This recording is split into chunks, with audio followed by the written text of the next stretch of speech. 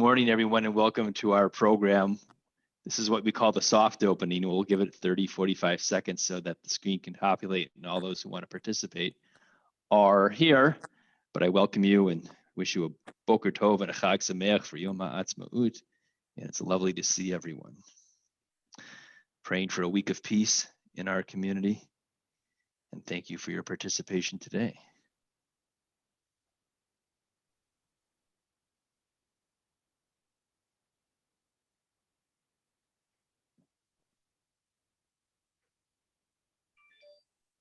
We'll give it a few more seconds and we'll start. Boker Tov, everyone. Good morning. Chag Sameach for Yom HaAtzmaut.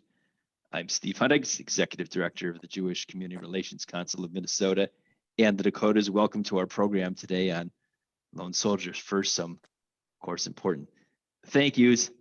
Thank you to Sammy, Alat, Danielle, herself a lone soldier, Steve Mintz in this case, all who participated in the organization of today's event, Minnesota JCC, St. Paul Federation, the Israel Center of MJF, and all those who make our work possible. Brant, thank you. Brant Slomovic, whose photography at the heart of the program, so graciously joining us today from Montreal. So thank you, and I'm glad that the North American Jewish community is working so hard together on this program and celebrating your important photography. To our participating diplomatic corps, Ariel Deloya from Canada, Daniel Ashheim from Israel, and of course, importantly, the families of our lone soldiers, Debbie and Jed Stillman, Amy Rosenblatt Louie and David Louie, Tracy and Ken Agronoff, Robin Sue Ribnick. We have multiple generations of lone soldiers from Minnesota and Minnesota connected. The Machalniks, the foreign volunteers in the War of Independence, a number of them from Minnesota, as I said, Minnesota connected.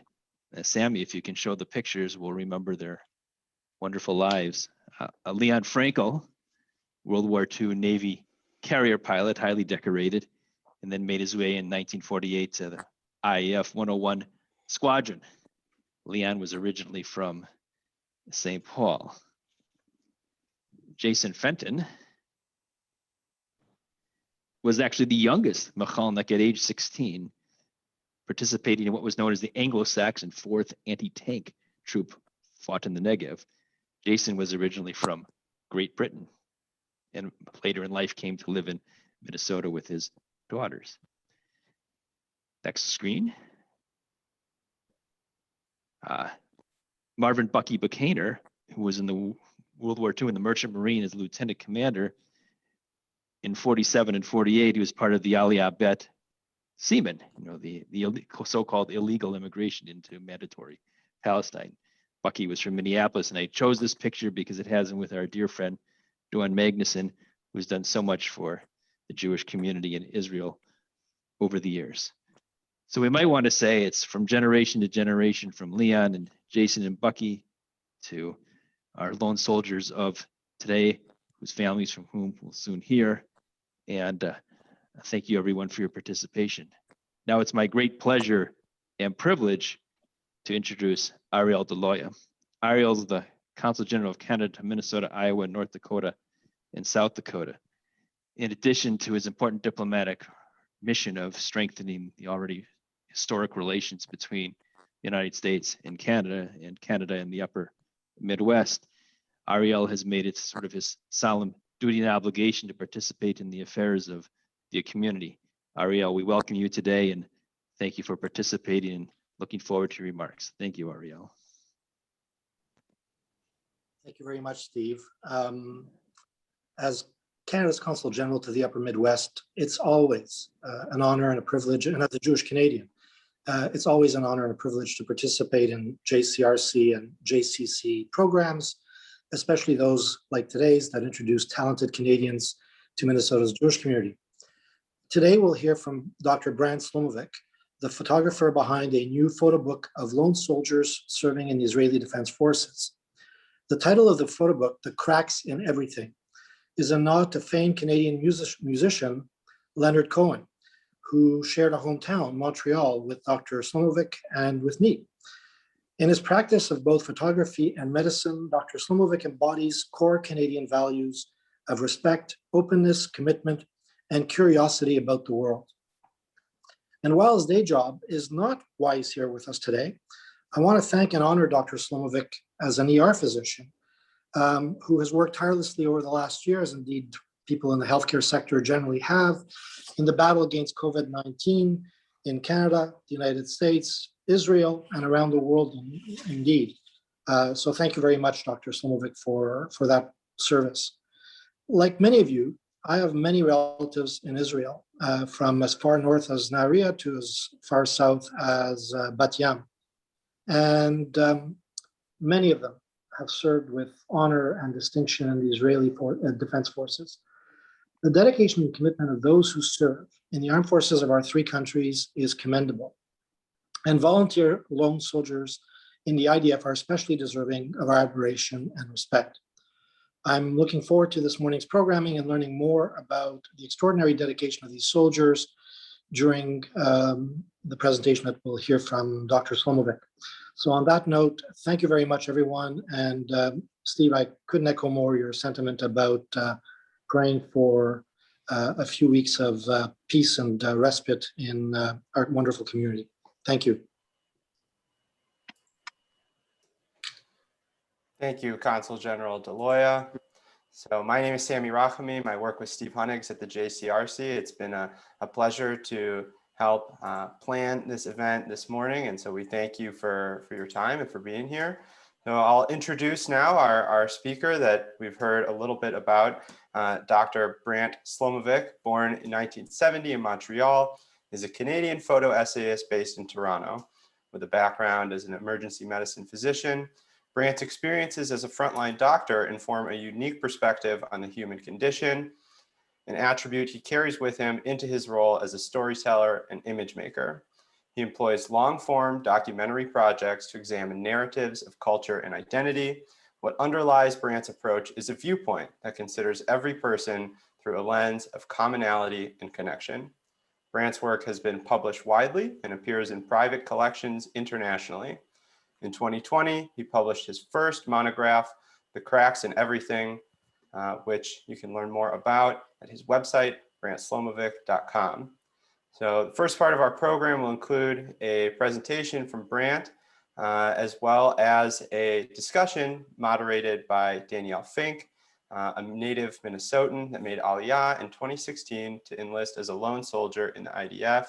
Danielle served 2 years in the Foreign Relations Unit along the Gaza border. And during her service, Danielle protected the civilian population in southern Israel during times of constant escalation.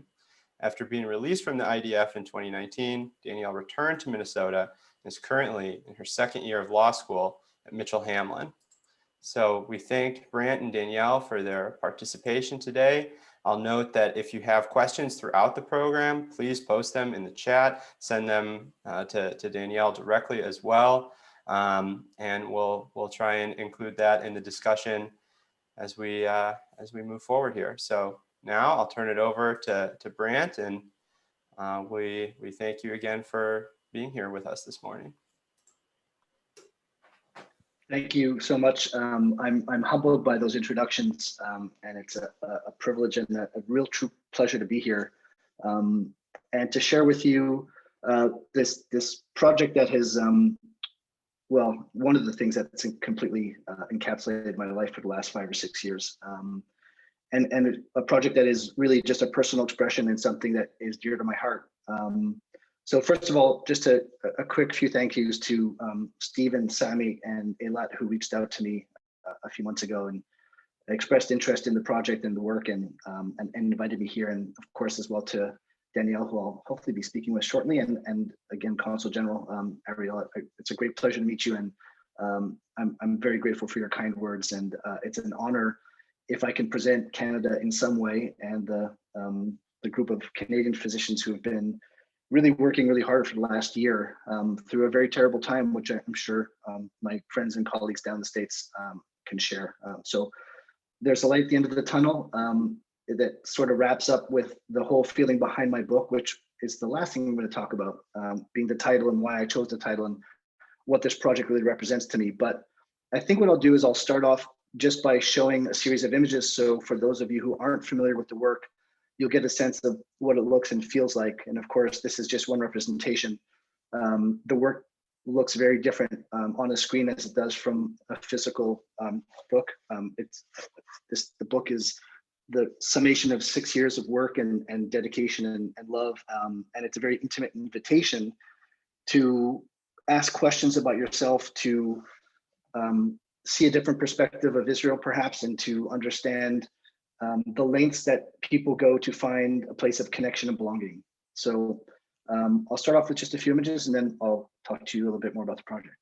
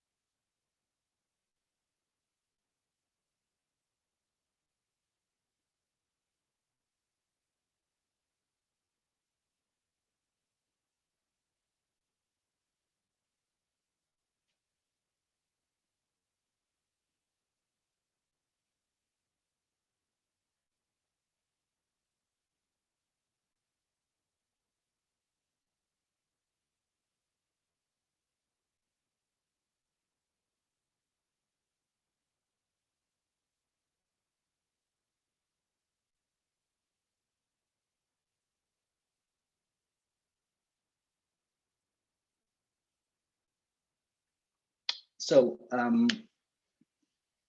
I'll start off with just talking about why I made this work, and say that this is a project about belonging, a search that is so common to many of us. It asks, how far are we willing to go to find a home? And the idea of making lone soldiers the center of this work, which was something that came to me about a year into making photographs in Israel, was that they would be an avenue for me through interviews and photographing them to ask questions about myself, to examine some of my choices, and to better understand where I am in the world, which is at the heart of what many artists and photographers are doing with their work. And the work really began with this intuition, having spent time in Israel. So I had really had very few interactions with Israel. One was a very brief visit, and then I actually did my medical training in Haifa at the Technion. But at that time, it was purely just engrossed in all things intellectual and studying, and there was really not much time to understand where I was and the place I was in. I just knew there was something about my connection to Israel and something about the place that wanted me as an artist to examine and explore and make work.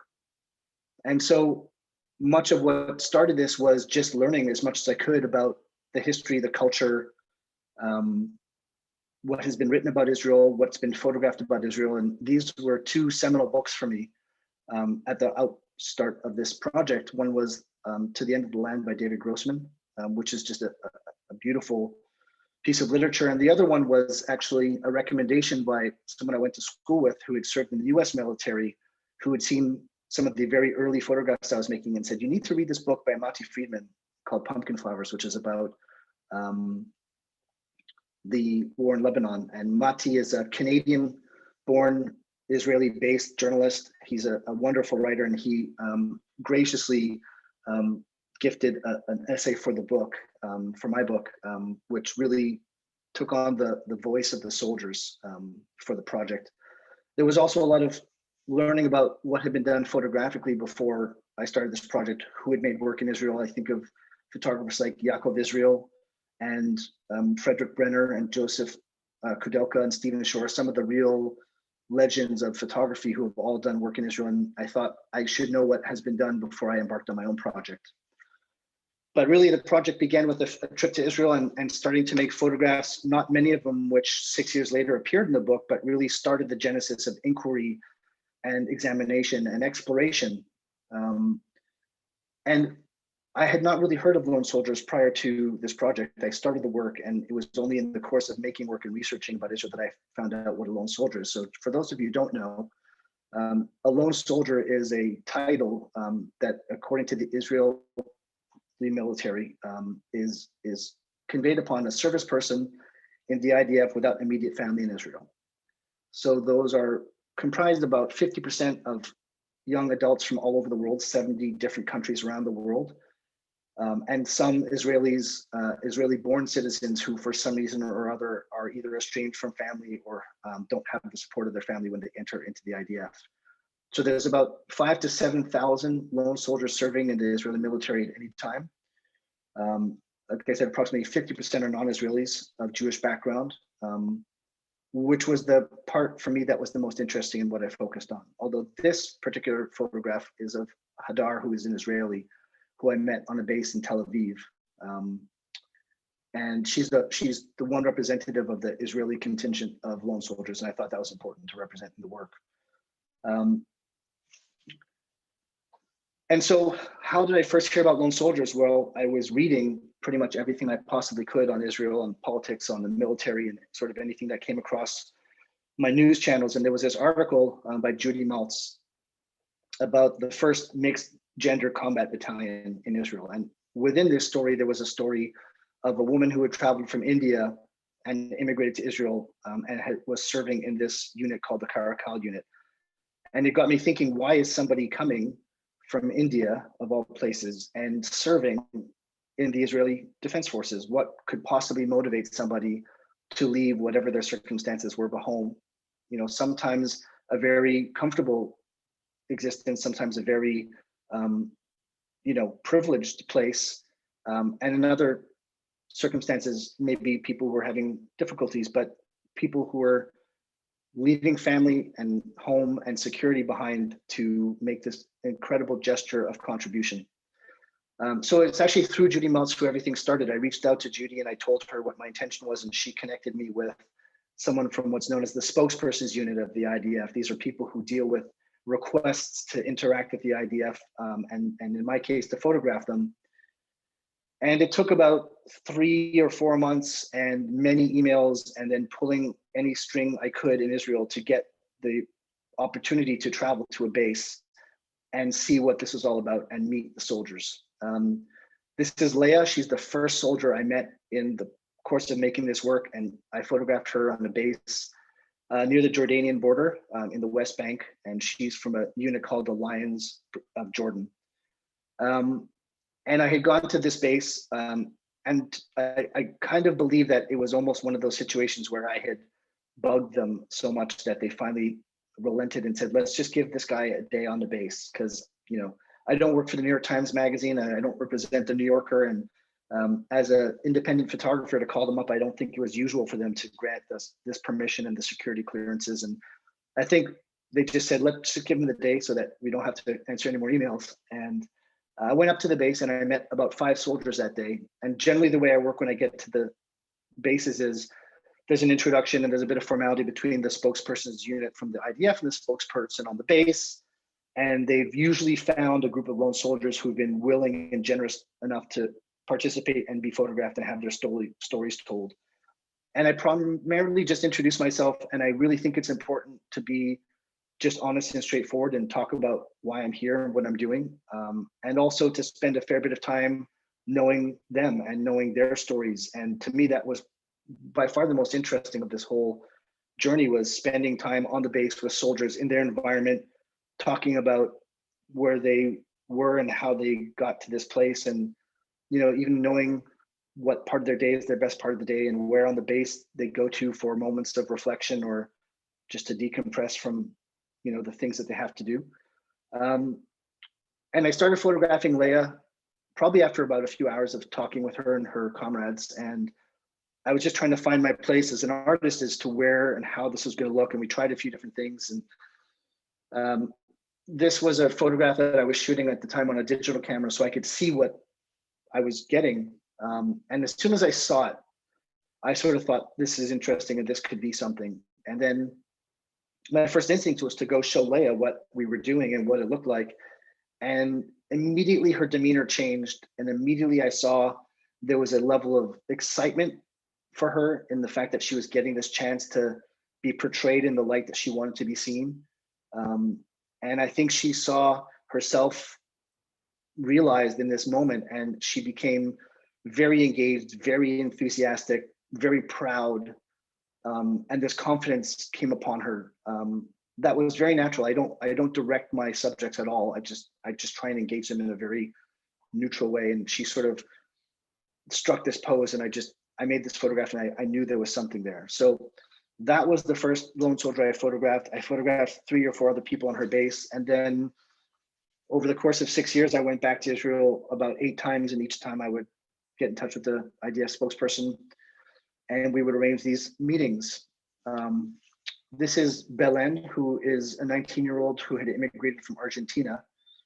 And again, very similarly, we spent 2 or 3 hours just talking about her life in Israel and where she came from. And she didn't speak great English, and my Hebrew is okay, and my Spanish is less good than my Hebrew, but somehow we managed a conversation over a few hours. And her story is quite amazing. She grew up in a family that was sort of, challenged with parents who underwent divorce, and she sort of went from home to home and ended up with her grandmother, who enrolled her, her aunt, who enrolled her in a school with her cousins that just happened to be a Jewish school in the middle of Argentina.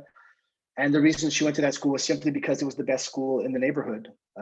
So growing up as a Catholic in South America, she ended up in a Hebrew school and sort of found her way into a community and ended up going to bar and bat mitzvahs and integrated into this foreign sort of group of people, which led her to understand that there was an opportunity for her to go to Israel at some point.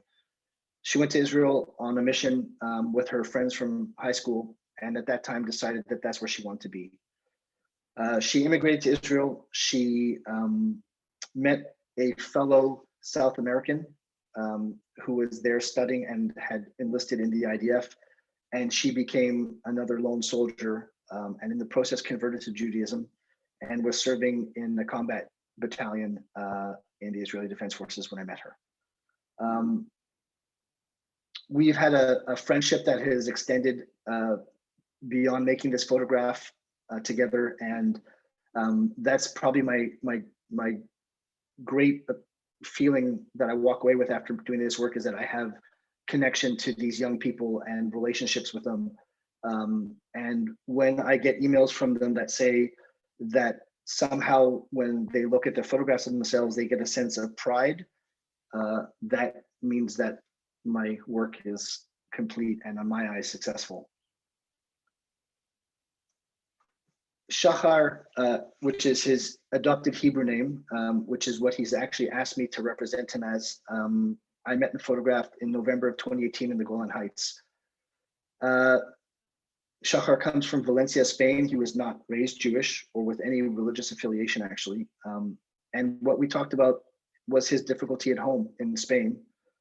Again, the child of parents who were divorced, but someone who sort of felt isolated and disconnected from his immediate family, but also from the culture that he had been born into. And he was yet another soldier who was just trying to find his place.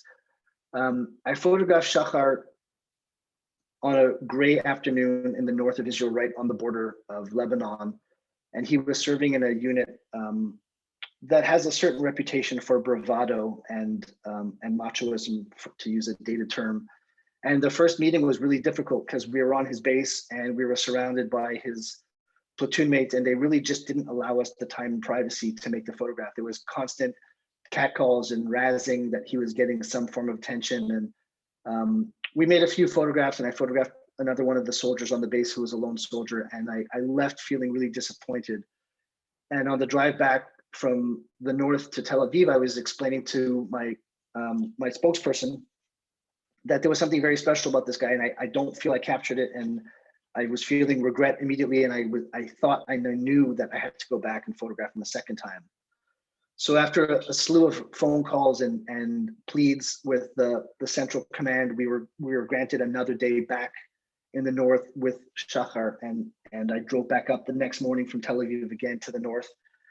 And I met him a second time. And at this time, I sort of had just this intuition that I needed to get him off the base.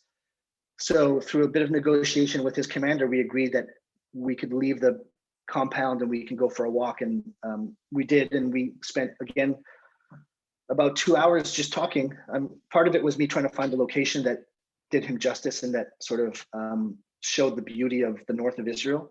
But part of it was also just to let him relax and engage. And we had this incredible conversation about him coming to Israel and this sense of someone who was on a very personal but a very lonely journey. And he met, again, someone in Israel and fell in love and was adopted sort of into the family and really shown what he described as the beauty of the tradition of being Israeli and being Jewish and going for Shabbat dinners and celebrating holidays with his family. And that prompted him to enlist and not only to enlist in the IDF, but to enlist as a combat soldier, which is not uncommon for some of these lone soldiers, which sort of speaks to their level of commitment and their level of wanting to make a difference and contribute. They're not sort of taking up positions just to achieve the status of someone who can immigrate legally. They really want to put their lives on the line and in harm's way to serve the state of Israel and what it stands for, and to protect the people that have welcomed them in.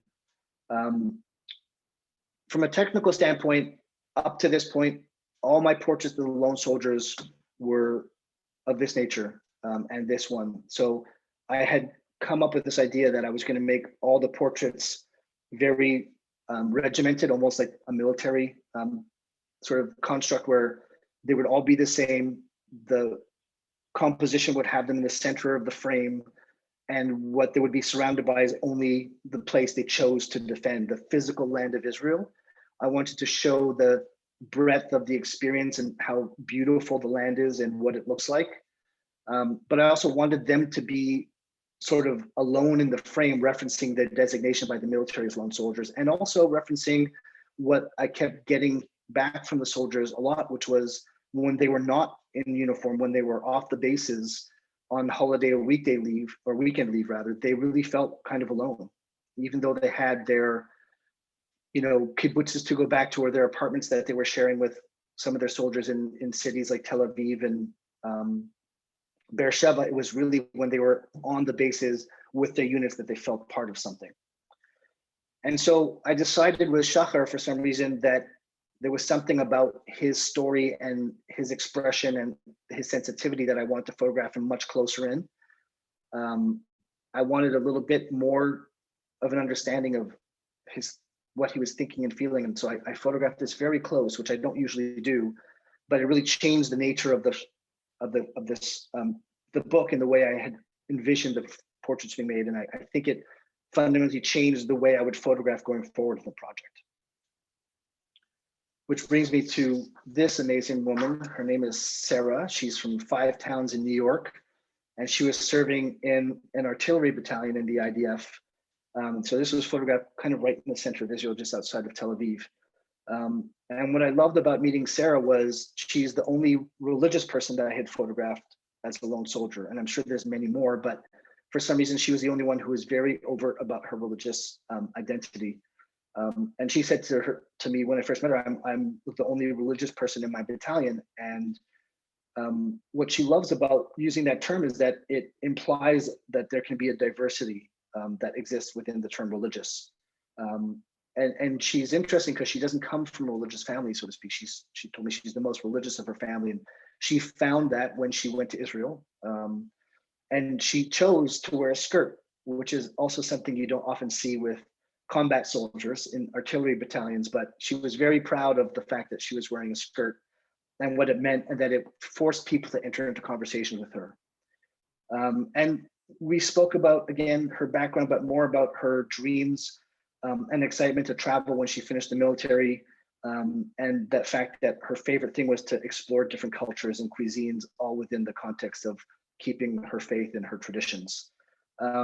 In the end, I ended up going with this photograph for the book for a couple of reasons. One, even though I love the look of the dress and the bandage on her knee in the previous one, I didn't feel like I had captured her energy as well. There was something about her expression for me in this one that was a bit softer and there's a bit more confidence about it. And this was later into the day, and I think she just let her guard down a little bit. And I felt like this was really a representation of her more than the previous one, which actually we've talked about subsequently, and she agreed with my decision in this case, which again just reinforces the fact that I feel like I was on the right path.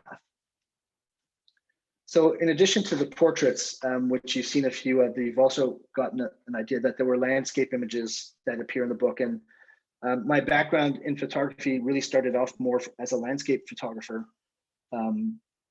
It was my way of escaping from my day job. It was a way for me to find solitude and ask big questions, and also to understand my place in this really large world that we inhabit. And I started off my project making landscape photographs in Israel before I discovered the lone soldier story. And for me, they play an important role in that I thought we're talking about people who make a commitment to come to a place to fight for something. And how could you do that without showing the physical place that they chose to protect? But more than that, the landscapes for me were a way for me to sort of explore the history of Israel and how these lone soldiers fit into the context, which is unfortunately a history that's marred with conflict. And I think as a documentary photographer, it was impossible for me to escape how the conflict had affected the physical land of Israel. So there are some images like this one, which have this sort of, I call it a biblical sense, like you don't know what decade or century this is from. It harkens back to a land that's really untouched by humankind. Even though there's, in all my landscapes, there's a little bit of a hint, if you look closely at the details, that it's taken in present day. And then I also did landscapes of this nature, which are really harsh and not as idyllic, and certainly not as romantic, but a sort of representation of the reality. This is a training center in the south of Israel, just near the town of Eilat, which is right off the highway. So I literally drove by this thing and then screeched to a halt safely, of course, on the side of the highway going down to Eilat, and got out of my car. And luckily it was a weekend, so there wasn't any activity on the base, but this is a training center that is made to look like an Arab village for close combat training. So recognizing that this is part of what is in Israel, I sort of explored the concept of how the land had been changed over time by history and by conflict, recognizing that in some way, lone soldiers were there to defend this place, but they were perpetuating this history. And the way I went about making the landscapes was really not as constructed as the way I made the portraits. It was mostly from a sense of feeling some sort of emotional impulse that there was something profound in this place specifically, not in what I was doing necessarily, but there was something about the landscape that was moving or profound or overwhelming in its beauty. And this one here, it's hard to see. I'm not sure if you can see my pointer, but when you see it in real life in full scale, there's someone on the roof here that's sort of overlooking this village in East Jerusalem. And I just thought, again, referencing how small we humans are in the grand scale of history and in the grand scale of the places where we exist. And the other component of the book are still life photos, or rather not portraits and not landscapes, but quirky sort of things that I came across. This is in the town of Hebron, which, as you know, is a fairly hostile place. And this is adjacent to the military base, which is in the Jewish part of Hebron, which is heavily fortressed and protected, unfortunately. But I just thought how strange it is that you have a military designation and some strange spray painting of what looks like a soldier, and then what's very sort of common in Israel are these ice cream trucks and M&M ice cream machines that are in the strangest places. I wanted to add a bit of humanity to the work, which otherwise seemed a little bit stiff to me and serious, and also just give a little bit of a flavor, no pun intended, to just the depth of what the experience of being in Israel and life in Israel is. And part of the landscape and part of the portrait, and in this case, another one of the still lifes, is something I sort of focused on, which was the Flora of Israel. So there's a number of sequences in the book which focus on the the live things, the trees of Israel. Again, I was looking for something biblical here, something very ancient. These are desert reeds that are photographed in a wadi just outside of Jerusalem, and it sort of reminded me of the biblical story of Moses, that, you know, and how he was hidden in the reeds. And there was just something about the moment that caught my attention and made me feel something very deep, and that's why I made the photograph. But I think it plays intimately into the sequencing and the pacing of the book in terms of the visual complexity of the land of Israel and the story of lone soldiers. So the book was photographed over 5 years, all over Israel. From this is literally a stone's throw from the Lebanese border in the north, and all the way down to the southern border of Gaza. This again is in Hebron, and on the rooftop where this portrait of Josh, who's from New Jersey, was made. Many days were just spent in me with a rental car driving, and again finding things that were astoundingly beautiful or profoundly moving just from a sensory aspect, or reminded me of a story that I had heard, you know, throughout growing up with some sort of Jewish education, or holiday-based stories, where there were stories from Passover or from the high holidays. And the final component of making a book, of course, is working with somebody, a collaborative process. And this is my designer, Jan Rossiels, who is a Belgian, who's not Jewish. But we met through an Israeli photographer, and it was one of those meetings, which there were so many meetings during the course of making this work, whether it was with Yaakov Israel, who's become a mentor, who's just an incredible, brilliant Israeli photographer, to Jan, who's my designer, and now my dear friend, to Mati Friedman, who is this incredible Israeli writer who was so generous with writing a piece for the book, and all the soldiers I met, and on and on. It was this almost this magical, by chance meeting of very natural people coming together for the making of this work, which I'm incredibly grateful for. And Jan and I worked for about a year on the sequencing of the book. We did about, I'm guessing, half a dozen different edits.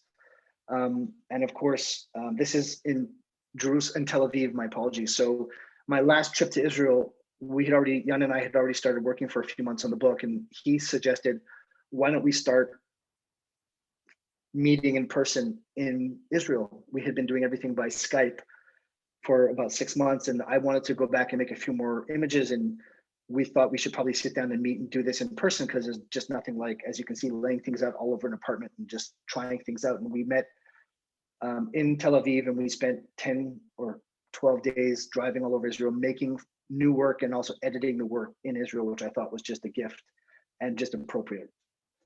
And of course, this is part of the bookmaking process. And not to get too technical, but you basically make multiple versions in different sizes of the book, where you try out everything from paper to size and orientation, sequencing. And the goal at the end was to make something that was sort of intimate, that you could hold in your hands and spend time with and come back to, but also a place where this story lives, hopefully for a very long time, beyond what I'm doing to it, whether that be in a library or, you know, in someone's home, which is just the greatest gift for me, to have my work represented in different places. And then the last thing I'll talk about is the title. I'll just stop sharing my screen for a second. So the title was the last thing that we came upon. And as Ariel mentioned, the title was influenced by a song and a poem by the great Leonard Cohen, who has been just an artist that I've loved and admired since I was young. We come from the same neighborhood in Montreal. We have a very similar background and a similar connection with our identity and culture as Jews and Canadian Jews. And Leonard Cohen also has a very deep connection to Israel. And I was actually in Israel when he passed away, making this work, which led me to start researching his story, and had he been to Israel, why he was here. And there's a story from the 1973 war, where Leonard was in Hydra in Greece writing, which was usually his thing. It was the place he loved and where his muse was. And when he'd heard of the outbreak of the Yom Kippur War, got on a boat from Greece and landed in Tel Aviv or in Haifa, I don't remember which town, with the intent of coming and serving and doing something from a place of being moved and feeling an urge to belong to something and to contribute. And he was met on his first or second day at a cafe in Tel Aviv on Dizengoff and by a celebrated Israeli musician and who recognized him and said, "What are you doing here?" And he said, "I came to serve. I heard about the war and I came to help." He didn't end up serving in the army, but he ended up performing for the military all over in bases around Israel. There's a very famous photograph of him with Ariel Sharon in the background. But Leonard Cohen for me was the epitome of an old soul, an old Jew who grew up in Montreal, who was so desperate for a connection to his faith and his culture and Israel. And, you know, there was a lot of Leonard Cohen playing in the car as we drove across the country to make this work. And the song Anthem always stuck out in my mind. And the lyric from which the title was, influenced by was there's a crack in everything. That's how the light gets in. And what I loved about the title was, for me, it's a reflection on the work I spent 6 years doing, and the fact that this is a complicated story. The history of Israel is complicated. The story of lone soldiers is complicated, and it's imperfect, like everything in life, like us as humans, the people we love, the allegiances we have, the stories we tell, our histories.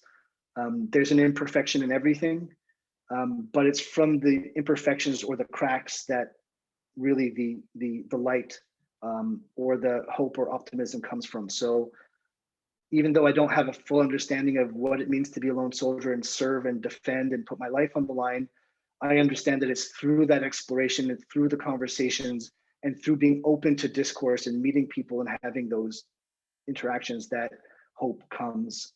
And that's what I hope my book is and brings, is an invitation for people to look at Israel in a different way, look at lone soldiers for the extraordinary expression of something that is so common to all of us. So thank you again for this invitation. Thank you for this opportunity to present my work to you and for supporting it. And I'm very happy to take any questions and have a conversation that continues beyond this brief 40 minutes. Thank you so much, Brant. We had the chance to speak earlier, and it was a lot of fun to get to know your project. And we kind of, even though you just said, you know, you don't know what it's like to be a lone soldier, we gotta like swap stories about the IDF and our experiences in the IDF. And I do think you have a pretty good understanding of what it's like to be a lone soldier. I invite everyone on here, if you have any specific questions, you can write in the chat or you can just interrupt and ask a question. But if nobody has any questions, I'm going to ask a few questions to Brant, but I'll give you guys a second to type some in the chat. One of my first questions, I guess, is, you know, you learned about lone soldiers and you started, you know, reading everything you could about lone soldiers. What were your assumptions? Did you think everyone was going to be Jewish? I know when I served, I went to a basic training for lone soldiers or immigrants, and I just assumed, you know, everyone was going to be Jewish, but, you know, I was very wrong about that. So I'm kind of curious, what were your assumptions about the demographics of the soldiers?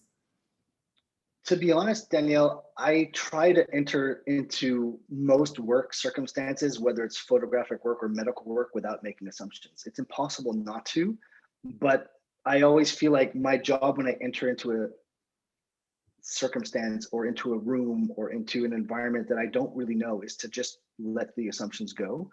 So I think I had already started to wonder about lone soldiers because my first story that I read about them was someone from India. Now I know there's Jews in India. I photographed a lot of the sort of famous Jewish landmarks in India, but I guess I just presumed that there were just a handful of these people and not realizing that there were thousands of them. And again, my biggest question was always just like, where do you get to the place internally where you say, this is something I need to do? And what I learned was that there's really kind of three things that emerged over, I mean, I think I probably met and photographed 60 or so soldiers. And that's really three narratives that sort of came over and over again in the course of conversation. One was that Israel provides a sense of belonging to a lineage and a people that spans thousands and thousands of years. And that's a pretty powerful thing. And I think if you're tapped into that sort of thing, it's almost this magnet that pulls you to want to be a part of it. The second narrative, which is the unfortunate narrative, is that there are people who feel that they live in a place of persecution or anti-Semitism. And that's just one thing that we've always had to deal with as Jewish people. And that is something that motivates some of the lone soldiers to embark on this journey. And the third thing was that Israel, to some people, really is the emblem of contribution, of a place where you can be bigger than yourself. In fact, it demands you to be bigger than yourself. The individual is not the first thing that people in Israeli society generally think about, and the military is a good example of it. It's a place where people can stop thinking of themselves as individuals and think of themselves as something greater. And I think that's a really important and a necessary part of basic human needs and psychology, of something area of significance and contribution. So those are the three things that I learned about lone soldiers, but I did not really perceive or understand when I first got interested in them. To me, they were just an interesting fact, but I had not learned about the humanity part yet. Yeah, you talk about, that they think, it's bigger than themselves, and, it's not this individualistic society. So I'm curious, did a lot of the lone soldiers, adapt to the Israeli society, or did they talk about, struggles with culture and differences, or even their rights as lone soldiers that the army may, or their direct commander may not know? I'm curious what, I know you talked to many different people, but maybe a few highlights of cultural differences they talked about. Yeah, I think you brought up something that's interesting. It's something also that's been in the news quite a bit. And I'll tell you, so one of the soldiers, Josh, who I photographed in Hebron on the rooftop, it was another one of those moments where you just connect to someone on a human level. And Josh's story is great. He's a guy who grew up in New Jersey, and there was a very strong lineage of his family of people serving or making regular yearly trips to Israel. And he sort of found his calling, and actually one of the few lone soldiers who was at the level of commander. I think it's really tough for lone soldiers to ascend the ladder of the Israeli military, primarily just because of language for most people. But Josh is now post-service, and he's really spearheading a movement to ensure that the rights and the financial support that's promised to lone soldiers from the start of their service gets actually carried out and honored. And I think, like I said, I never want to focus on negative stuff, but the title reflects that the story of lone soldiers is imperfect. There's cracks in everything. And as you probably know, some soldiers don't really integrate well into Israeli culture for language issues, or and some don't complete their service, and some leave after their service is done. But I think regardless of which direction someone goes in after they do their time in the Israeli military, I have no doubt that the connections and the lessons are still profound and lifelong. But I think as you know, it's an incredible thing to engage in a very young age, and a very unique thing for young 18-year-olds to do in the grand scheme of the world and what we see going on. Yeah, we have a question from someone here, and it was actually one of my questions I wanted to ask you, so it's great. Have you followed up and photographed any of the lone soldiers after their period of service ended to find out about how well or not they were integrating into Israeli society? So as you just spoke about Josh, and he's trying to make sure with a few other former lone soldiers that people know their rights. So have you been in contact with any of them? I've been in contact with a bunch of them, actually at least a dozen. And I think it's like everything, everyone's doing their own thing and different things. I've only photographed one person since their service was complete, and that's primarily because she was back here in Toronto. And I had the chance to basically drive an hour away and meet her again and photograph her in her home. And at some point I thought that may be part of the book, but I decided to leave that for some other project, I guess.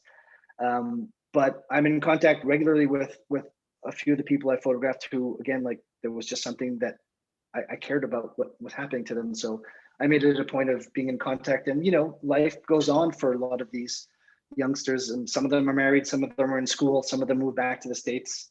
But I have not been back to Israel since the book came out because, you know, unfortunately the book was published during the time of COVID. So the next thing on my list is to find a time when it's safe to travel back to Israel and bring the book and the work back to Israel so that people there can actually see it, and the soldiers can also participate with it and interact with the work. Yeah, that would be great. I'm sure they would be really excited to physically see the book. Another question someone asked is, did any of the photographs in the book happen after you began interacting with Matti Friedman? Did contact with him at all affect your approach? No, it didn't really. I had read Matti's book. Well, I read Pumpkin Flowers before I started photographing the lone soldiers, and I read his other book subsequently. But no, it was very much Matti and I met. I approached him with the idea of writing something for the book. We were in contact throughout the book, but we really kind of left each other to our own creative spaces. So, you know, I think we talked mostly about his experience in the military, and then I gave him the sort of the task of writing something that was personal, but also I had decided early on that I wasn't going to necessarily use the stories that I had documented and the hours and hours of conversations with the soldiers as part of the book itself. We made a sort of an artistic, but also conceptual decision to not include quotations in the book, but Matti had access to my interview. So we talked about it in terms of that kind of collaboration. I said, I need you to be the voice of the soldiers because you're the only written piece in the book. Other than the quote, there's a very short quote that opens up the book, which I used to sort of establish a tone of what the project was about. But then I used Matti and his voice to really sort of portray and represent the soldiers. My question is, you know, you work so hard on this for so many years. You met so many, you know, different types of people and got to have conversations with all of them. You saw how they, you know, physically protected the land, but also, you know, emotionally wanted to do that and, you know, be in the army. And a lot of them did choose combat. So how did, you know, hearing all this and your experiences, how did it strengthen your own Jewish identity or change it? It's a great question. I think what it made me realize is that my connection to Israel, and like I said, for me, it's a very visceral connection. Like I feel physically different when I'm there, and I can't really explain it. So as I was saying, after 5 or 6 years of making this work, I don't really have a good way of explaining it. On some level, I think it may be genetically transmitted through the generations, this connection. The story, I mean, my grandparents, who were basically like secondary parents to me, were Holocaust survivors. So the narratives that are so common in survivor families and the first generation Canadians, in my case, where Israel was held to this standard of, you know, not only just the place where we're safe, but the place that lived by a certain ideal, has been something I've known since I have a memory, basically. And the work is basically just reinforced that it's okay to not understand everything, and it's okay to feel things that you may not completely articulate, but that I'm not really alone in this sense. And I think it's a thing to celebrate as opposed to not. Yeah, I totally agree. You touched on this a little bit earlier, but what do you hope people take away from this book? I know you said you would like to see it in a bunch of different places and in people's homes, but what do you hope people take away from this? A few things. I mean, I think for me, photography and the process of creating photographs it's a portal to recognizing that there's something beautiful and profound and bigger in everything, whether it's an interaction and a conversation with a person, or something in nature, or a landscape. To me, that's what moves me to make photographs. It's just a connection to the world and the people that I want to have.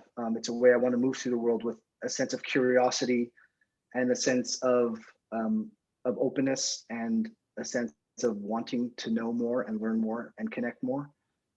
I hope I mean, I was very purposeful in not making this a book about daily life in the Army, about combat missions, and I didn't want to embed with a unit when they go out on patrol. I didn't really, it was interesting, but it wasn't what I wanted to know about, to watch training exercises. I really kind of wanted to know about people and their journeys and find ways to connect, even though I firmly believe that we may not live the same experience, but we certainly have things in our own experience that we connect to each other with. And that's really what I want, is that people look at this and either they're like, wow, I didn't realize Israel was so beautiful, or that there was greenery, or that you could drive in 6 hours and be in a desert, or be on a seascape. And I didn't know that there's these people who look different and who come from places all over the world and who are human, who are just trying to find a way to be in the world as someone who contributes something and learns more about themselves. Yeah, I met so many people throughout my Army service that you think, everyone's from Israel, but everyone has this unique background. Everyone from Israel, either they're immigrants themselves, or their parents, or their grandparents. And so you really it's this opportunity to really meet so many different people from across Israel, and also across, all around the world. And it's cool that every day you could, I could meet someone different and hear a cool, different story about how they ended up in the Army, Israeli or not Israeli. So a lot of it for me too was the people. Also in the Army, you go through some tough things, and it's the people that make it through. So I really appreciate everything you've had to say in your presentation. I'll give anyone a last chance if they have any questions, but if not, we'll wrap up. Yeah, thanks, Danielle. It's been great talking to you, and thank you for your service, and also just thank you for being able to chat with me about the book and share your experiences as well. Just another chance to meet another great lone soldier. Thank you. If no other questions, I think I will hand it over to Eilat. Yeah. Okay. Well, thank you for kind of had tears in my eyes with some of the stories that you shared. So thank you for taking the time all the way from Canada and joining us here. So the second part is a panel discussion with some parents that we've invited. And just before we go into that, I just want to take a moment and note that just if you don't know, there are just over 6,000 lone soldiers in Israel, and it's made up from two different kinds: the ones that were born in Israel, who for different reasons do not have a home to go to, and soldiers making Aliyah because they decided they needed to do something for Israel too, like stories that we've heard up until now. So from the latter group, we don't always hear about the experience from the parents' point of view. And this is why we decided to add to ask some parents to come in and hear from them, from their perspective. And before we do that, we'll just do a little bit of intros through their kids. And I'll share in a second the slideshow. Just when you see your, I don't know how to call it, your child, your soldier, your daughter, your son, just say who you are, maybe one or two things about your child. And if you don't, I don't know if you have the view on gallery or speaker, but if you want to put it on speaker, then you'll see the parents and you'll be able to put the face to the name. So let me just share for a second.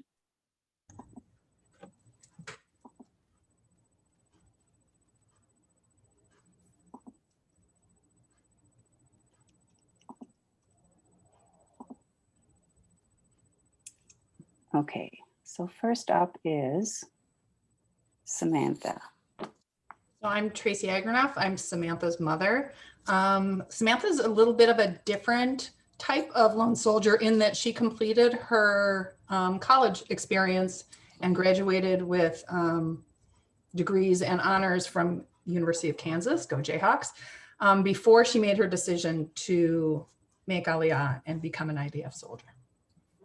Next up, Sophie Goodman. Is Amanda here? I think I saw Amanda. Yeah, I'm here. Okay. Yep, this is our daughter, Sophie. She's got, she drafted in December 2018. She's got a few more months left on her service. August, I think she'll be done, mid-August, late August. And she went right after high school. So she graduated in, June like they do, and then didn't go to her senior party because she was in Chicago getting ready to be with her Green Zabar. That's how she began her service. And then, and then she left in July. So, but she's actually home right now for 5 weeks. So it's really fantastic. So, Nice. no tears from me talking. Yoni, I think I saw Amy and David join. One of you want to introduce yourselves? Hi there. This is our son Yoni. He's in the Navy, or was in the Navy. He is or was in the 914th Squadron, which is a group of small boats, fast boats that patrol the border with Lebanon. And so he was doing that for 3 years, serving out of Haifa. And he was separated from the service finally about three or 4 months ago. And during the pandemic, it started to be a student at IDC Herzliya. Rivnix. I know I saw you here somewhere. Rob or Sue, are you here? We're here. Okay. Okay, I'm Rob Ribnick, and this is our son, Ben Ribnick. He graduated from Hopkins High School in Minnesota, then went to IDC University in Tel Aviv for 3 years, and he graduated in business. He joined the IDF in November of 20, and so he's been in for about 5 months, and he's in Sayeret Galani, and he's a sharpshooter. Debbie. Yeah, so this is our daughter, Sophie.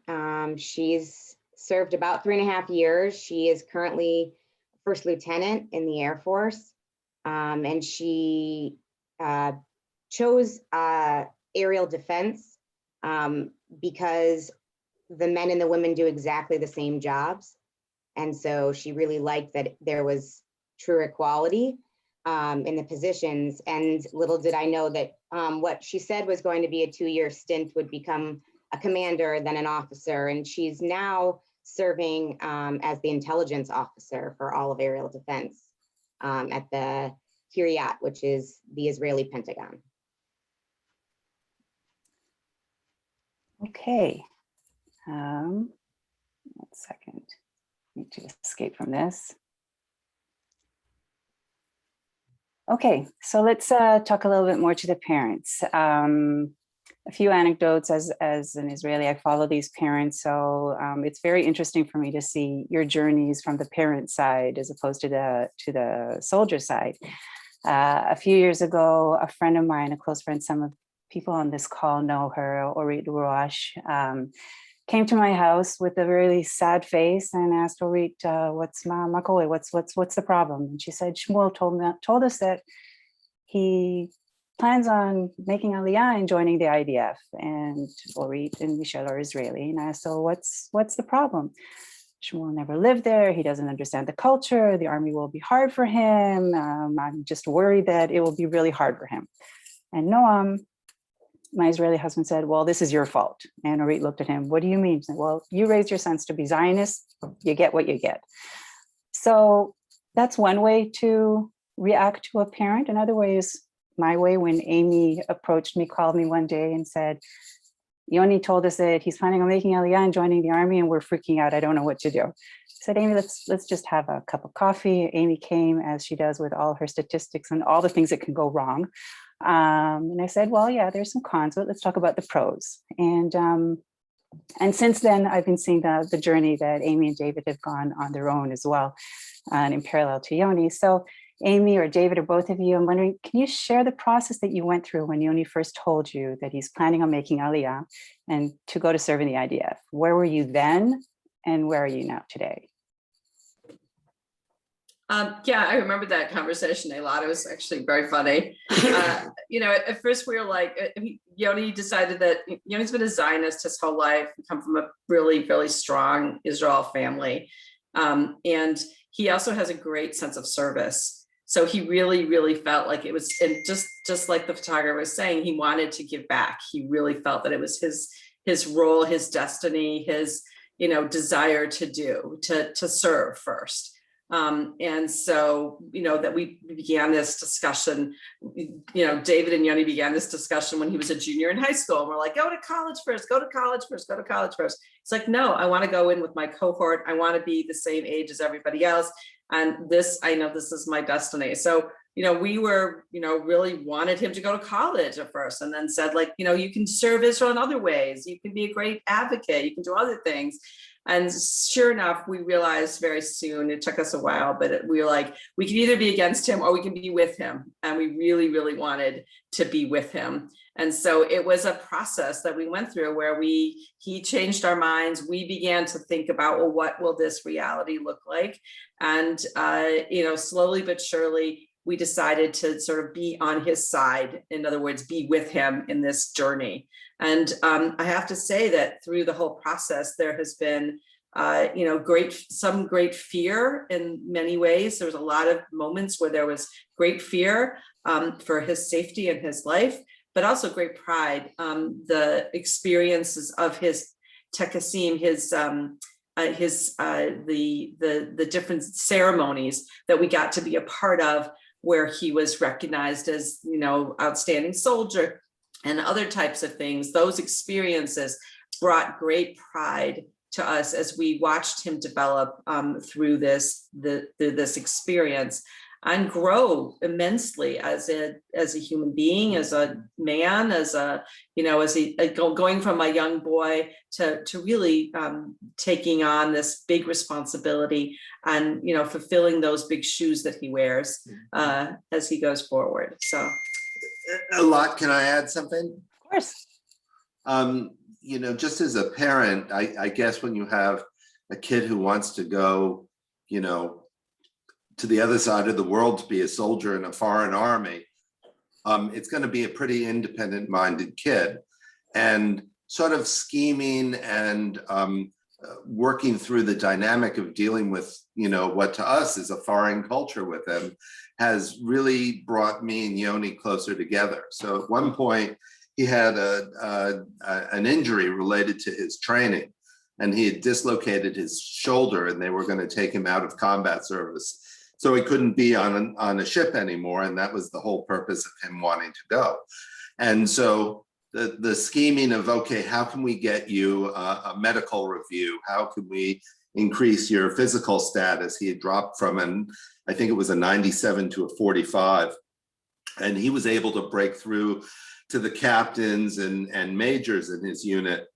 But through the FIDF, we were able to work through the commander of the base and very higher stature soldiers, a general, who got him the review. And then we could scheme, when you have this review, you'll come into a panel of doctors and they'll all look at you stony-faced and they'll feel your shoulder like it's a piece of glass. And what you should, we came up with this strategy that what you should really do is just salute them when you come in, take off your shirt, and just get down and start doing as many push-ups as you can do.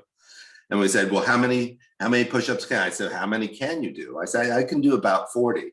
I said, well, just get down and do it until they stop you. And, he did that, and they all looked at him sort of in disbelief and started to chuckle a little bit. And they said, enough, you're going to hurt yourself. Don't try to out-Israeli the Israelis. Yes, that's a very characteristic story. So Yoni was on our teen exchange program through partnership, and a colleague of his was Benji. And they went to Rehovot together for a week, along with Sophie. And on a Saturday evening, I was sitting with Noam in the living room. I opened up my computer. I wanted to go through some emails, and I saw an email from Benji coming in saying, "Hi, lad, I just came back from Rehovot. It was the best week in my life. I've decided to make Aliyah and join the IDF." And I go, holy crap, insert swear word here. And Noam said, "What's the matter?" And I read to him the email, and he said, "His parents are going to kill you." And I said, "I know." So fast forward a few weeks or whatever, we had several conversations. Rob and Susan also reacted in the expected way, and they went through a whole journey as well. And so I'm wondering if you, so one of your concerns was Benji, and Amy and David touched on this, but one of your concerns was Benji having a college degree. And the compromise was first college, and then if there's still an interest, Benji goes to the IDF, which is what he did. He went to Israel, studied in the IDC, which is an amazing school. And after completing his studies, Benji began a service, like you heard a few months ago, and per your deal with a college degree, and also a little older than many of the people he is serving with now who go to the Army after high school. So now that you've gotten used to the whole idea of Benji living in Israel and going to the IDF, how do you feel about this age gap that Benji will have during his service with his peers? How does he feel about this age gap? And was this at all a concern, considering the whole life plan was suddenly shifted and it's just something different? What were your thoughts about this? That's a great question. Thanks for asking. Can I answer that? Mhm. I think that was something on Benji's mind. He knew that might be an issue. Obviously, we're his parents. We think he's a pretty mature guy. And so he did graduate. He is older. Now, it seems to work somehow. The people he's with right now, he really has aligned himself with mentally and physically. It's working. And he's also, we can see he's taking on some leadership positions in where he is right now. And maybe that has to do with age. Maybe that's giving, and I don't want to talk too much, but that's giving him a little bit of an advantage. Luckily, he's got a girlfriend, and he's had her for about 3 years. She's also in the IDF, and that helps soften all of this. And I'll leave it at that. And I know that there is another family here that I heard through the grapevine that their daughter is considering doing this. So if at one point you have any questions, I won't say the name in case you don't want to say, but go ahead and ask questions as well to these parents who have experience. So Samantha, who finished her army, as you heard, was in a unit called COGAT, which is a super, super interesting unit. If any of you want to Google it and read a little bit about what they do. It has a unique balance. I've heard that it said that IDF soldiers don't trust the COGAT soldiers as much because they work so closely with the Palestinians. And then the Palestinians don't trust the COGAT soldiers because they're Israeli. And then the UN doesn't really like the COGAT soldiers because they're basically doing what the UN isn't doing. So that's kind of a funky balance to have in a position that you're doing in the Army for a 20-something-year-old person. So Tracy, as a long-distant parent from Minnesota, were you privy at all to some of the delicate situations that Samantha must have had to deal with? And did it cause you to reflect on any of your own personal views? Do you have a different perspective today from what you had before your daughter joined the IDF?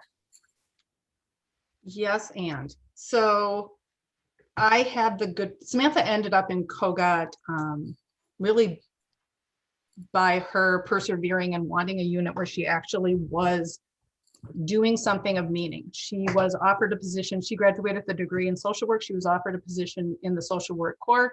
She said that she had her entire life to do social work, and that truly whatever unit she would be in, she would be practicing social work anyway. So the person who was interviewing her agreed, nodded and agreed, and decided that this particular unit, because of its humanitarian aspect, would be a good fit for her. She knew nothing about the unit. We knew nothing about the unit. For a while, she didn't tell us where the unit was, which was probably good from my perspective. But one of the first things, once she was actually doing the work and in service, was she let us know that she had just sent an email to the PLO letting them know some of their paperwork was incorrect. And that, to my husband, was like the ultimate, oh my gosh, this is the ultimate Israel experience. And how do you know the email to the PLO? And then what does that look like? From that, I was actually privileged to be able to be on a trip to Israel in July of 2019. And I was given permission and I was accepted onto base. So I actually had a full tour of her base.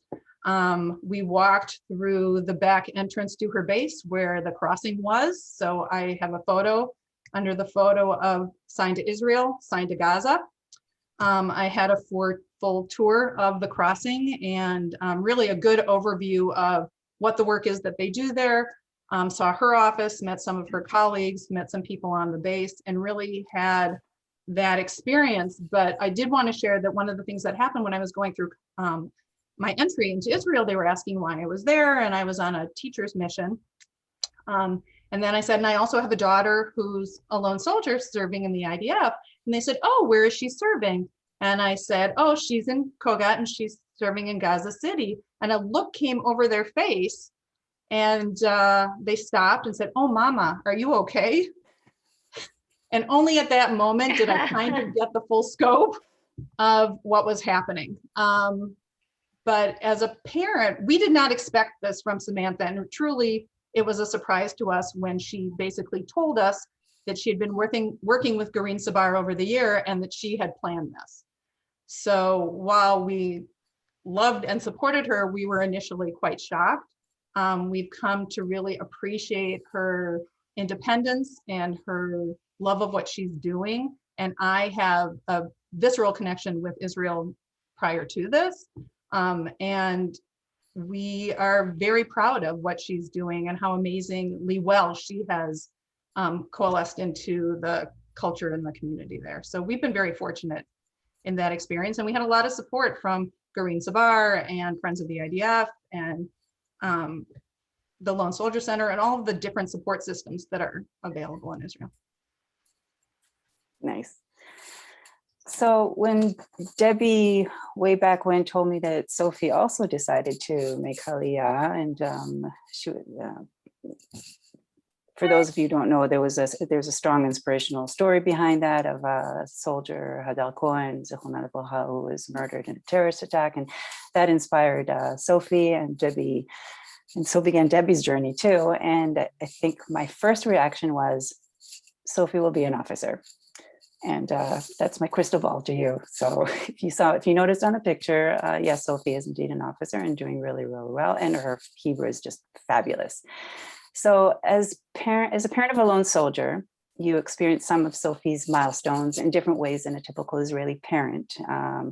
They know what to expect. They know how to go. They know the dress code, what food to bring, what other food to bring to other soldiers.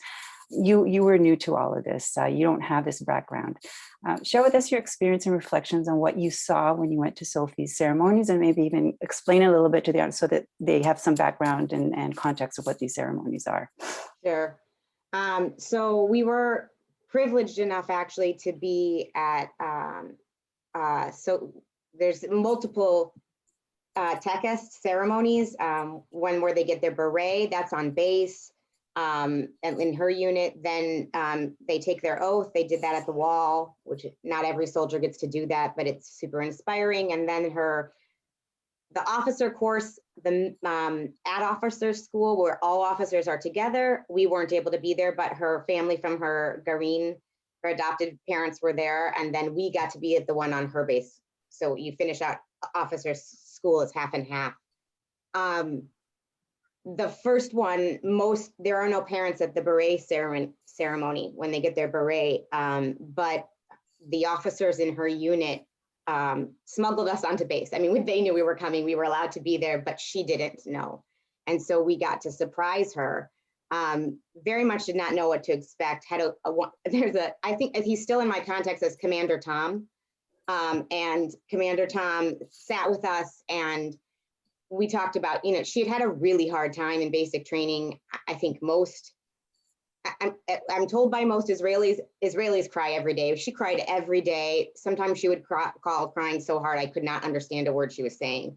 And to do that thousands of miles apart was really hard. But she's a perfectionist. She was a figure skater. And so for her to make a verbal blooper that then would cause her unit to laugh, which then would cause them to run, made her just hate herself. And so maybe that's the impetus for why her Hebrew is as good as it is, because she just didn't want to be responsible for that.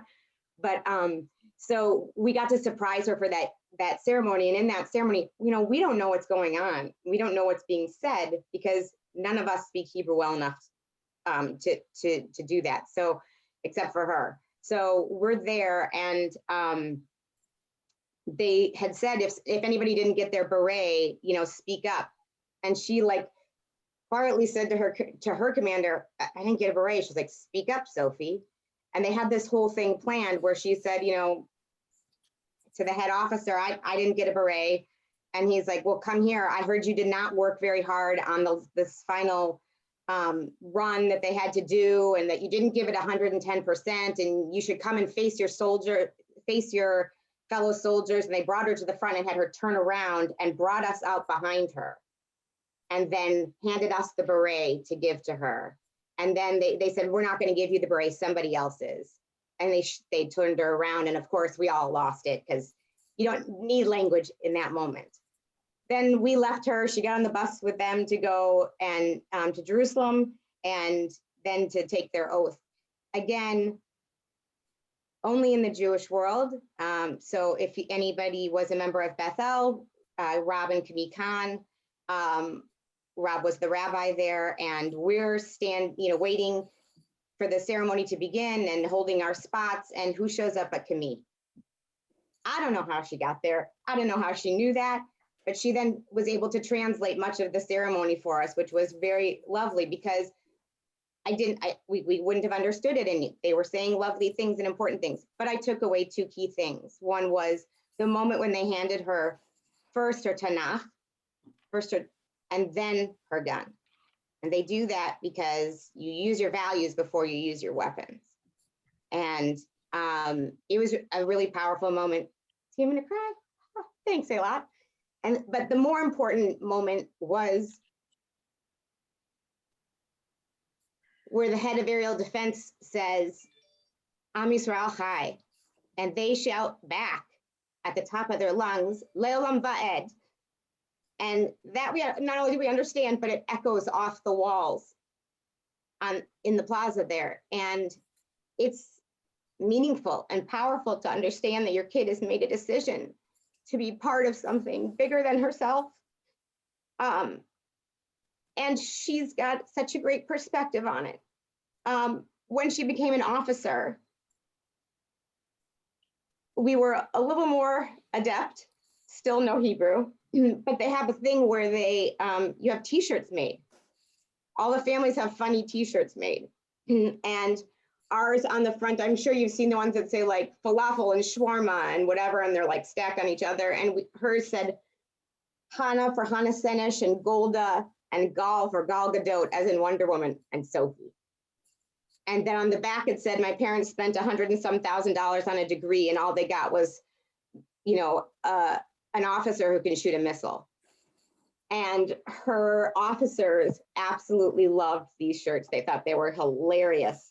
And she apparently had gone back and forth in their own officer group chat, the officers of the officers. So it was very profound and an amazing experience to be welcomed in, to be given a little bit of special privilege. But on the other hand, had we not had Camille, it would have been great to have had a translator, right? So it's there are these moments where there's this disconnect, and everybody comes with different skills. So you don't know if the family has the ability to hear or not hear. what's being said or whatever, but it's still powerful no matter what. It's powerful whether it's your kid or not. If you're ever there and a swearing in ceremony is happening, I highly encourage you to go and watch, because it is absolutely a miracle. It's a miracle. Yeah. And I remember that ceremony, and Norm and I watched it, and we could tell that by the tone of the commander that Sophie was being punked. And even Norm had tears in his eyes when you guys came. So just so you know. So Sophie Goodman was another teen on our P2G exchange. That whole year, almost half of the group made Aliyah eventually. And during the time that she was with the group and I was in their sessions, I could see that she had strong opinions and was fully capable of articulating her arguments, both for the Israelis. Sometimes she just shut them down, and on the Minneapolis side. And so I wasn't really surprised to see that she ended up in a pretty tough unit as well, with a lot of hard work. So Amanda, when you listen to stories from Sophie, working in the field, accomplishments, proud moments, frustrated moments, like Debbie said, Sophie probably also had really tough moments. This is all a new thing for you. It's not something that you grew up with. It's a different culture. It's different verbiage. It's a whole different atmosphere. How do you, as a long distance mom, cope with this? How do you know how to connect with your child to support your child? And did you even get any support for this? Yeah, I converted to Judaism, so I don't even have, as far as like whatever the connection or the stories growing up or, from the moment I have a memory, I don't have any of that either. But I can just say, yeah, you're right. She's pretty strong, and she knew when she was 15, she wanted to do this. And she's a hard worker and I know that there have been hard times, in her service. Her unit is a tough one, and they kind of like pride themselves, according to Sophie, on being tougher than others and, having these requirements of things that she thinks are ridiculous, but she does them. I think she's always been able to see the end game. And so that's helped her a lot. But I think a lot of the things that were really hard, she hid from, that she didn't share with us until it's over. And then you find out and you're like, oh my God, like how. So I think, I think a lot of the things she just kind of hid from us. I know when they asked her to be a medic, and we were really excited for her, and we thought, oh, this is perfect. This is, something that was a dream and you thought you wouldn't be able to do. And the whole while during the course, I think most of my takeaway from her was, the food's really great. And, you should look at this. She would send pictures, look at this place where I'm doing the learning. It's so nice and it's so new. And, as opposed to sleeping on the ground and the pictures of the food that she would send from base. And it really wasn't until she was done with that did she tell me how scared she was of how hard it was, the Hebrew and the different medical terminology and how tough it was. And she talked with her aunt a lot about how she wasn't sleeping, at all, and having all of these, and we just never knew. She just never told us. So yeah, so I don't know, I feel like I want to be there, we do support her, but I think she protects us an awful lot, is probably just how she's always been. So I don't know if that really helps. I think it's just some of this I think it just speaks to the kind of kid who decides that they're going to do this and has sort of made this decision, and she's not a quitter, but she doesn't have her eyes closed about how it was really ideally going to be. I think she knew it was going to be hard, and when it was hard, it was like, yeah, this is hard. And but as she's just done the hard things, and now the hard part for her is sticking it out, when she's one of the older ones now, you know, in her unit, and she just has a few months left, you know, so it's Almost like, there. I just gotta get almost there, Almost there. Yeah. Mhm. So before I introduce Daniel for closing remarks, I just want to ask one question. This is the first time that we really are talking about lone soldiers in the community. I'm wondering, as parents who are now personally engaged in this, where do you think this story of lone soldiers should sit in our community's education? Do you even think it's properly acknowledged? And anyone can go.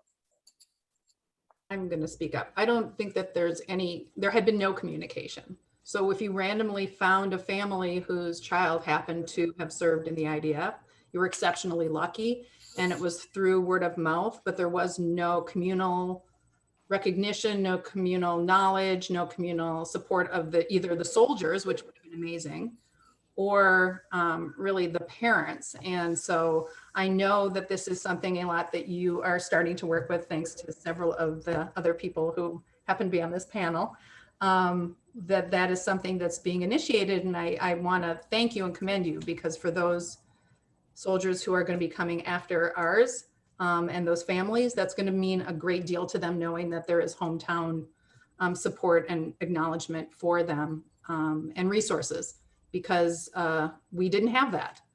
And it would make, I think, a big difference for all of them.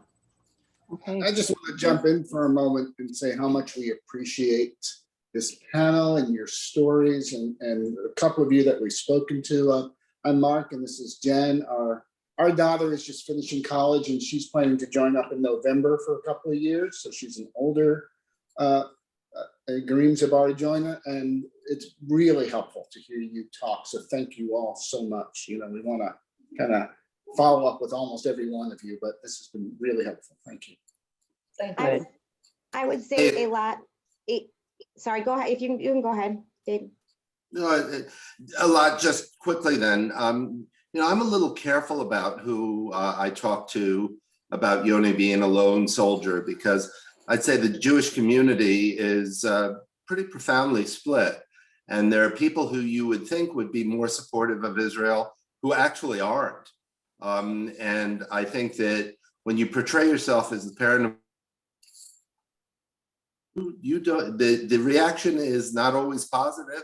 And to people who you think would.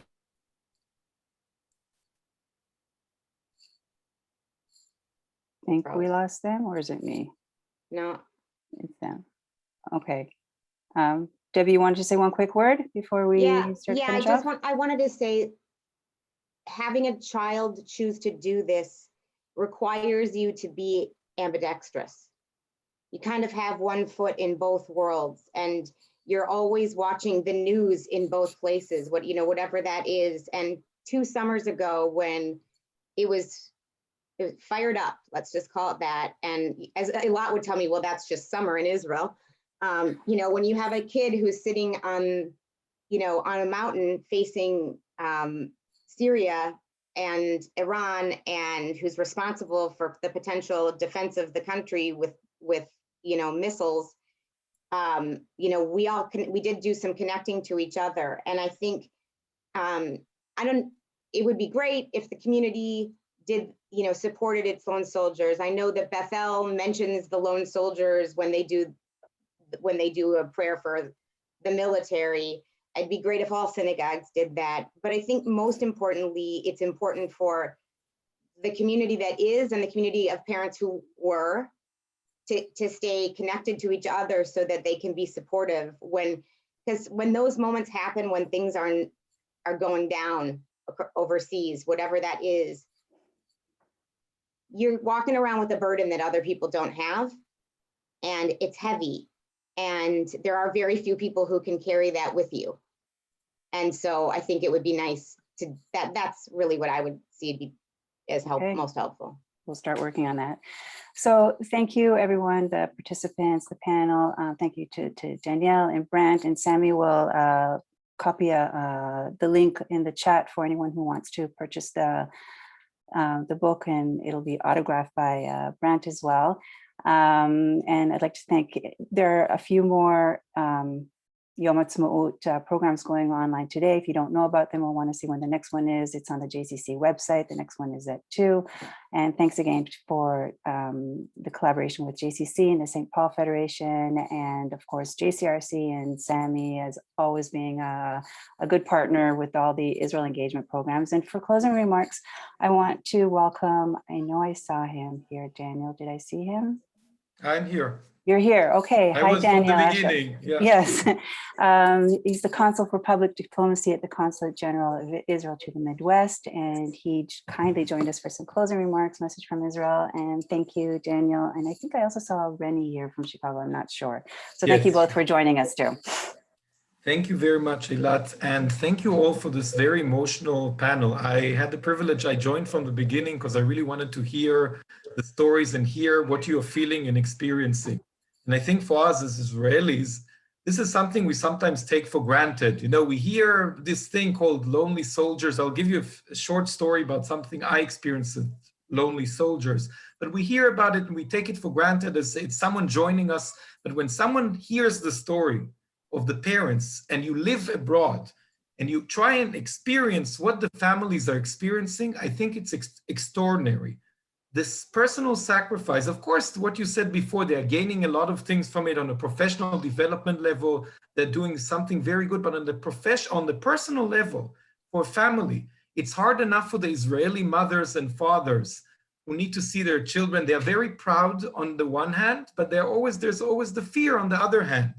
And this is hard for those who already, the parents were also in the army, but for people who live their lives in Minnesota, in the Midwest, or anywhere else in the United States, and their children who you raised to be the best people you could make them in the world. And they chose this ideological decision that they made or came because of you. So sometimes you can be proud of yourself because they chose to do what they did. But still, you're living here, we're having these panels, and many of the times we don't have the opportunity even to listen to these stories, as you mentioned. So the fact that we are even having this event, I think, is critical.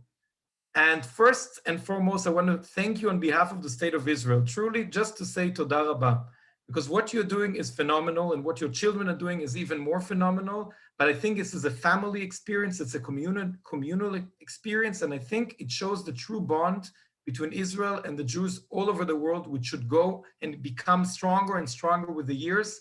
And the choice that they did is a choice that every Israeli needs to say thank you and encourage more and more children to do the same. True patriots, true Zionists, true friends of the State of Israel.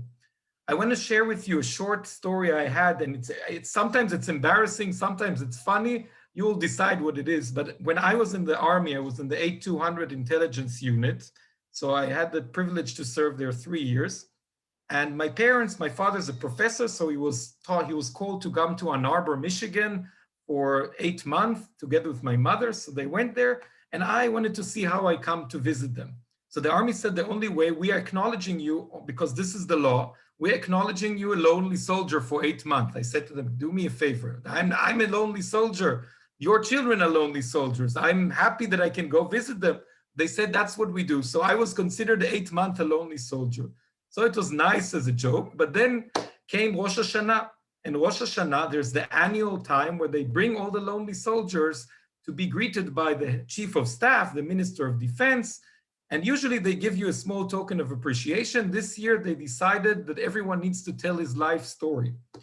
And before me were all your children and people coming from all over the world telling their fascinating, fabulous personal stories, sacrifice, leaving instead of going to college, doing the best thing they could, people coming from Ethiopia, walking to Israel just to serve in the army.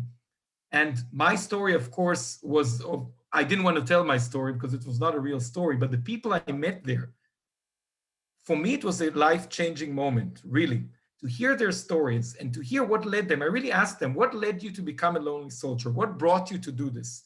And hearing what they told me was something I had tears in my eyes to see how people from different countries, different parts of the world identify and feel you and our people as their brothers and sisters in blood, in heart, in soul, in every way possible. And Rini, who is here on the line also, works at the consulate as well. She's the director of Jewish outreach. She also has part of her family, the people closest to her, served as lonely soldiers. And she also told me that they don't have enough opportunities to talk and discuss with each other, because what you're facing is not what Israeli soldiers are facing, definitely not a child who is in the United States Army facing. It's much more complex, much more complicated than that. So to wrap up, I just want to say again, Toda Rabba, gratitude and the true admiration that we have for this and for your dedication, your commitment, and for the hard times that I'm sure it's not easy every time, especially when you said there are sometimes difficulties. Hopefully the peace that we saw now, the Abraham Accords, will lead to more peace agreements. And as we say to my parents told it to me, I will tell it to my children, that hopefully when they'll get to the age of 18, we will not need an army. Unfortunately, we still need an army, we'll continue to need, but we pray that we will not need. So Toda Rabba and happy Yom Ha'atzmaut, and thank you for all that you're doing. Thank you, everyone. Thank you. Thank you.